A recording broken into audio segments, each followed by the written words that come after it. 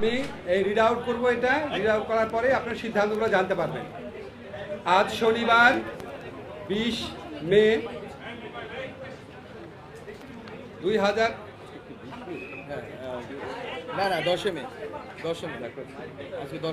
আচ্ছা, আমি আবার থেকে পড়ছি। হ্যাঁ, আজ শনিবার 10 মে 2025 তারিখে উপদেষ্টা পরিষদের এক বিশেষ সভা অনুষ্ঠিত হয়।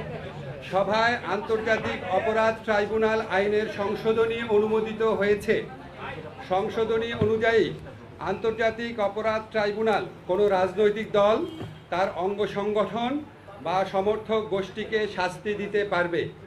উপদেষ্টা পরিষদের বৈঠকে আন্তর্জাতিক অপরাধ ট্রাইব্যুনালে বাংলাদেশের আওয়ামী লীগ ও তার নেতাদের বিচার কার্য সম্পন্ন না হওয়া পর্যন্ত দেশের নিরাপত্তা ও সার্বভৌমত্ব রক্ষা, জুলাই আন্দোলনের নেতাকর্মীদের নিরাপত্তা এবং আন্তর্জাতিক অপরাধ ট্রাইব্যুনালের বাদী ও সাক্ষীদের সুরক্ষার জন্য সন্ত্রাস বিরোধী আইনের অধীনে সাইবার স্পেস সহ আওয়ামী লীগের যাবতীয় কার্যক্রম নিষিদ্ধ করার সিদ্ধান্ত গ্রহণ করা হয়েছে।